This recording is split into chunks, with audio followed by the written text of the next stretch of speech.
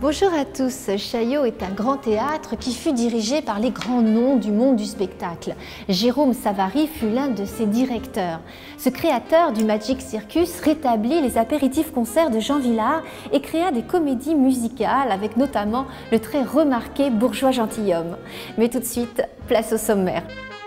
Je vous emmène au théâtre du Gymnase retrouver la bande de Philippe Lelouch pour L'Appel de Londres. Puis dans notre plein feu, nous rencontrerons aujourd'hui Régis Vlachos pour sa nouvelle création au Lucernaire.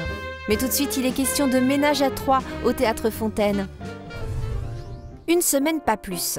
C'est l'accord que Paul va passer avec son ami Martin pour qu'il vienne habiter chez lui en espérant que ce ménage à trois fera exploser son couple. Cette cohabitation peu habituelle va bien évidemment entraîner un lot de quiproquos et de situations absurdes. Après le succès du carton ou encore de début de fin de soirée, voici une nouvelle pièce écrite par Clément Michel, mise en scène par les deux inséparables Arthur Jugnot et David Roussel. Ça va mon chou? Ça va ma biche?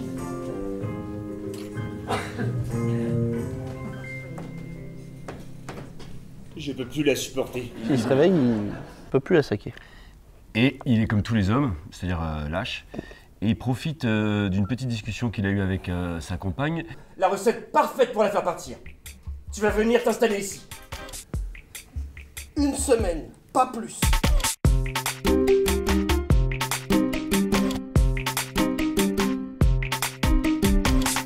Qu'est-ce que j'ai fait de mal? Ça fait 2 jours que t'es là maintenant. Ouais. Tu laisses jamais traîner tes affaires par terre. Le salon est impeccable. Allez, tiens-toi mal.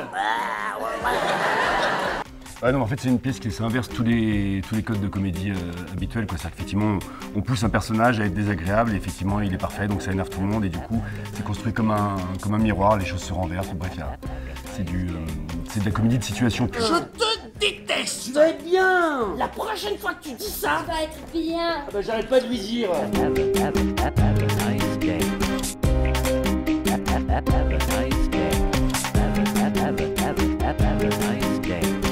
Je te déteste. Ça va bien se passer. Non, mais la prochaine fois que tu dis ça, Ça va bien se passer. oh, j'arrête pas de lui dire.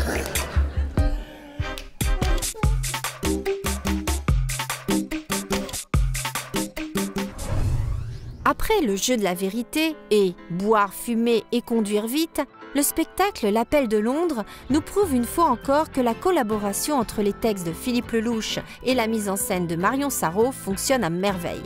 Voici l'histoire de 3 expatriés dans la ville de Londres qui vont se rencontrer dans le restaurant de Marianne, une Française ayant sauté le pas quelques années auparavant. Une pièce agréable et drôle portée par la grande complicité des comédiens. On est au moins 3 ce soir à fêter le 14 juillet à Londres. Ah, attendez. Vous êtes français? Yes. Ah bah non, mais je peux pas laisser repartir un français le soir du 14 juillet. Non, c'est difficile, non, ça. Comment vous avez su que j'étais français? On a failli vous prendre pour un Californien, mais Je suis resté avec ma femme et mes enfants. Mais là, ils sont rentrés en France pour les vacances d'été chez ma belle-mère. Ah oui, d'accord. Mais moi, ils partent demain, mes parents. D'ailleurs, pour ça que je suis seul ce soir, parce que ma femme fait les valises. Et alors, qu'est-ce qui vous a amené à Londres? Parce que bon, à part Marianne, qui elle était vraiment obligée, on est d'accord. Nous, on est partis pourquoi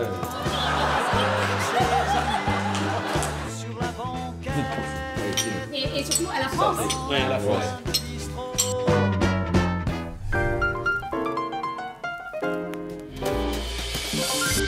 Régis Vlachos, philosophe, comédien et metteur en scène, signe la pièce Partisans. 3 résistants en 1943 confrontent leurs idéaux politiques. Lors de notre rencontre, il évoque ses engagements et les questions sociales et politiques soulevées dans son spectacle et qui restent toujours d'actualité. C'est un drame théâtral que j'ai voulu écrire à partir d'un drame historique sur une idée du metteur en scène, François Boursier. 3 jeunes partisans qui sont réunis juste avant le 27 mai 1943, avant la première réunion du Conseil de la Résistance, qui va s'appeler le Conseil national de la Résistance. Et donc c'est finalement ces 3 porte-flingues, 3 inconnus, 3 anonymes, ce qui permet aussi l'identification de la part du spectateur, puisque ce ne sont pas les figures historiques qu'il y avait à côté, c'est-à-dire Jean Moulin, etc. Ce moment historique était dramatique, historique évidemment, politique, mais surtout tragique et drôle, vu ce qu'il se passait. On pense que la résistance c'était un bloc uni derrière De Gaulle et Jean Moulin, et en fait c'était une énorme bagarre de conflit d'intérêts où tout le monde se tirait dans les pattes.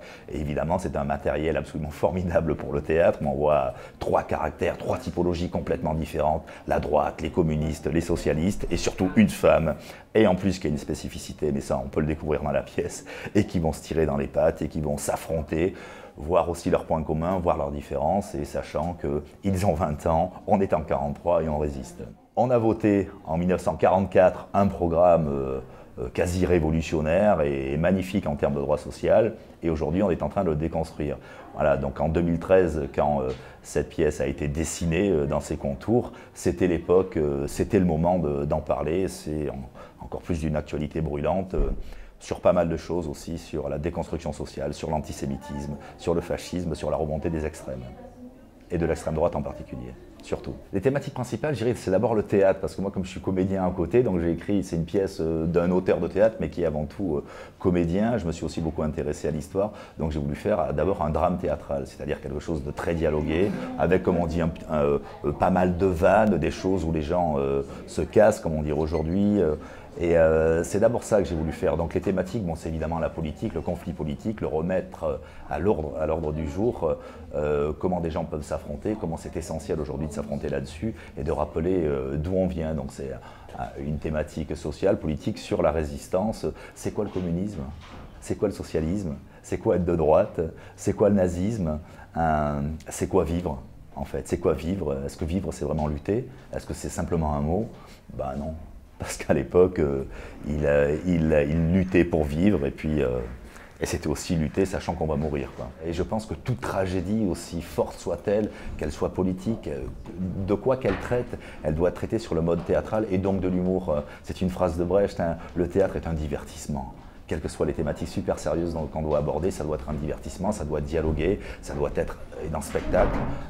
Une pièce de théâtre, c'est un spectacle par définition, c'est pas de la littérature, et dans le spectacle, on construit spectaculaire avec ça.